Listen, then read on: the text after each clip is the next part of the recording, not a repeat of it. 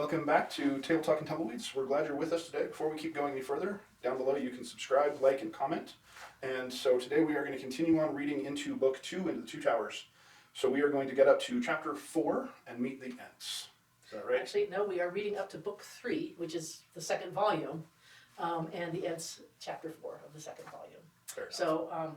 So yeah, spoiler alert, because we are going to be talking about specifics, and we'll try not to spoil what's coming, if that's still possible. But it really would be best if you'd gotten through Chapter 4 of the Yeah. Two Towers. So, last time we discussed, as Ash Wednesday, as we were getting ready to leave 2 weeks ago, Yep. we set up, we had this idea of, the fellowship, and that fellowship isn't just one choice, it's many choices. So we're focusing on choices and how they relate to fellowship. And of course, there's a lot of choices in these 12 chapters or however many it is.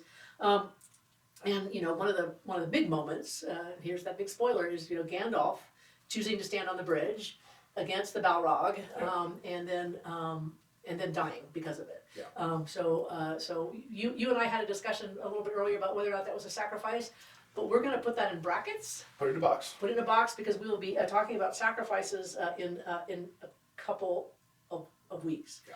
So the other big thing to talk about in this set of chapters, of course, is probably one of the most beloved, if I could say that, scenes in the book and in the movie, which is the death of Boromir. Yes. I will say that we will have the links to the movie below. You can watch the scene. I actually like the scene. Parts of the scene I like better in the movie than in the book.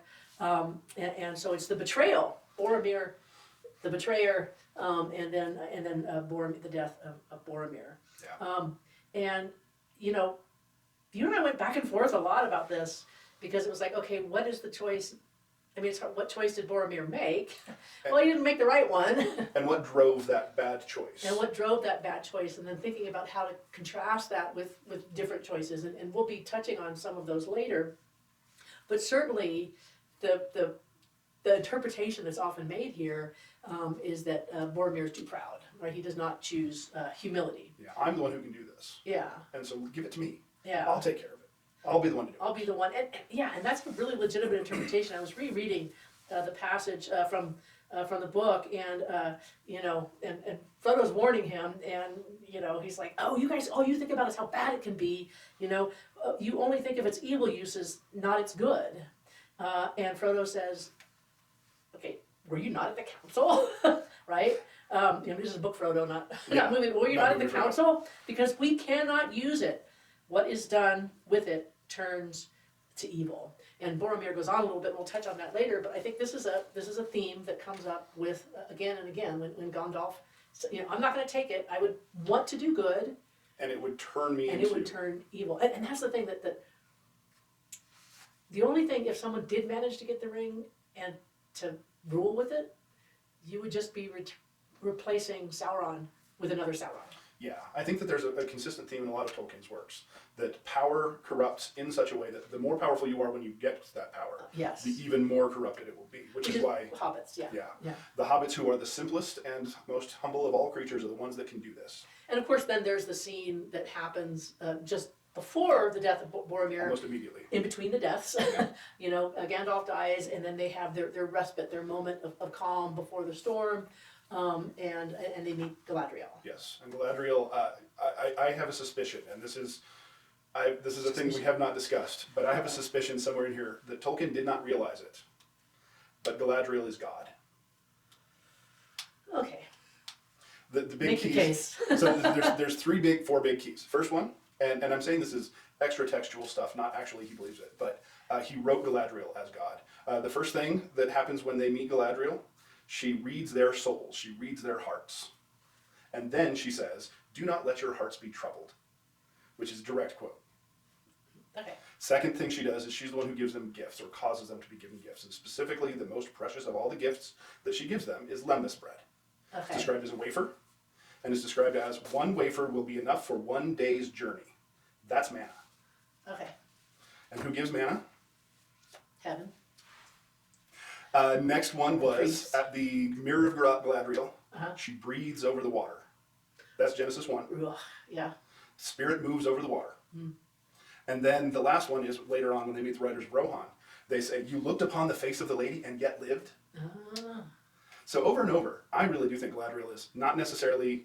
You missed the biggest one. What's that? Her name, Elle. Yeah, I did miss that one. I didn't even think of that one. Boom! You know, I'm...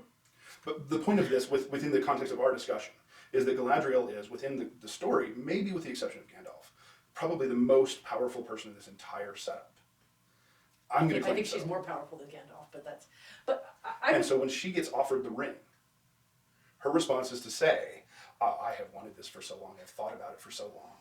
And I actually have the text up, right? She says, for long years I pondered what I might do, and yet you would give it to me freely. And then we have the Dark Queen set up. In place of the Dark Lord, you would have a queen, and not dark, but beautiful and as terrible as the morning. All shall love me and despair. She knows that this power will corrupt her. Okay, so there's a couple things I want to throw in there. First off, you know, that when you say that she is the breath upon the water, Ruach, well, that's the spirit, which is feminine. Yes. And because the word Ruach in Hebrew is feminine, Absolutely. as opposed to Geist, which is, you know, what the Germans screwed up. Yeah. It's not their Geist, it's, you know, so that it could be the spirit, an aspect of God. But the interesting thing, you know, that last part where she says, I would be the Dark Queen, say that again? In place of the Dark Lord, you would set up a queen, and I will not be dark, but beautiful and terrible, as the morning and the night, fair as the sea and the sun and the snow on the mountain, dreadful as the storm and lightning, stronger than the foundations of the earth. This is Job. All shall love me and despair. Well, I mean, I think there's an element in there of the God who gives and takes. And so I'm going to just risk this ending on the cutting room floor. Yeah. But, you know, that Galadriel is kind of an Old Testament God. Okay. At least she has the potential to be it if she takes the ring, right? You know, I am the God who gives and takes. Yeah. I am the God who destroys, but also builds up as I feel. Which is Job. Which is Job. It's definitely Job. But I think... I'm also thinking that, you know, as terrible as the morning, I'm thinking about Lucifer, right, the morning star, right, you know, this idea of, so she would be the fallen angel. I could see an argument that she's an angel, that she has that association.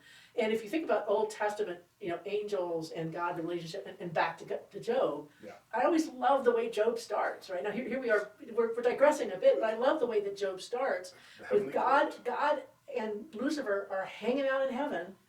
They're drinking buddies, right? You know, they're hanging out, making bets. Making bets, and Job says, you know, I bet I could do this. And later, Lucifer becomes associated, of course, with the angel who pulls away from God and who, out of pride, that is Lucifer's sin. Out of pride, thinks that he is greater than God, and so falls. I mean, there's this whole history of this figure of Satan who goes from God's drinking buddy to the source of all evil, right? And this is not something that happens overnight. It's a long process, right? And so, I mean, I'm probably reading, and I think we're both reading too much into Tolkien here. Well, maybe not. Remember, the whole thing starts with the God who creates everything and uses these angels to do it. And one of them is Morgoth, who his most trusted lieutenant becomes Sauron. Mm-hmm. And so there is some of this. We're talking about Tolkien, not the Bible. Yes, this is Tolkien. This is in the Silmarillion. This is not related to, but right. You know, it's not strictly biblical. It's Tolkien's. I just didn't want people to think, oh, I didn't know that was in the Bible. It's not in the Bible. So I really distracted us here. No, but I think there's something valuable in there because, you know, but Tolkien is also working out of this mythological framework, right? Yeah. And I mean, there is a bit of a distraction in there, but there is this, one of the cheesiest scenes in the movie is like, you know, her turning into the Dark Angel, but there is this sort of sense of God gives and takes, you know, the right hand of God, the left hand of God. God is merciful, God is also terrible, right? You would love me and be terrified because of it. There is that Old Testament element in there, but she proves there is no sin in her because she resists does not temptation. have that pride to say, well, I can handle this thing, I can master this thing, and I can be in charge of it instead of it being in charge of me. Yeah, and there is, you know, I mean, this is the first Sunday in Lent, and you know, the reading is the temptation of Christ. You know, I'm not gonna. So in some sense, she resists the temptation. So maybe she's a Jesus figure. Well, see, that's the other argument we've had, which is that you keep saying that Sam is the Christ figure in this entire thing, and I say that it's pretty much everybody in the good side. Everybody in the good side, which again sort of speaks to where Tolkien is coming from. That all of us in our daily lives have the opportunity to be a Christ figure and a Christ-like person. But yeah. But sort of like getting back to the Desperately trying to come back to our text. Well, you know, that what you have in this, and this is the contrast with Boromir that is often drawn, is that Boromir says, I can do this. Right? Everyone else, you know, were you not at the council? Oh, true-hearted men will not be corrupted, right? You know, these other people, these wizard lords, these other people, they're the ones that can be corrupted. I will not be corrupted. I alone, or maybe we alone, the wizard lord, the men of action, I'll come back to that later, you know, that we alone are the ones that can wield this because we're not bogged down by all that thinking stuff, right? So Men of action can men do of action this can and do not this. be corrupted. So you have this real distinction between Galadriel. This is the thing that she has wanted forever. And thought about it. And thought about it and lusted in her heart. And here comes Frodo and is like, here. And she says, no, I would want to use this power for good, but she's wise enough. Yeah. She's thoughtful enough to say, but I won't. Because if I do, everything I do will be corrupted. And this is the contrast with Boromir, who says, yeah, all those other people say that they can't do it, but no, I would be able to use this only for good. And in the book, he goes on this long sort of, it's like it kind of reminds me, never mind, but he goes on this long discursus of all of the things that he would do if he had the ring and he was king of the world, right? You know? Oh, yeah. And you could just sort of, in the book, you can imagine Frodo becoming more and more horrified and convinced, I gotta leave. Yes. Right? Because this is what it's doing to the people who are around me, not just me. Yes. Yeah, and it is interesting where the people who Frodo offers it to are wise enough to say no. Yes. And the people who desire it are the ones that Frodo is wise enough to say no. Yeah. Yeah. And so, and he says no out of a love for them, right? He offers it to people that he thinks can handle it because I think he doesn't quite understand. And he doesn't want it either. Yeah, because he's not wise enough to really be tempted in that way. So I think there's something to be said for the sin of Boromir, for the fault, right? Of Boromir in the Greek sense, right? Yes. The tragic flaw of Boromir in this is pride.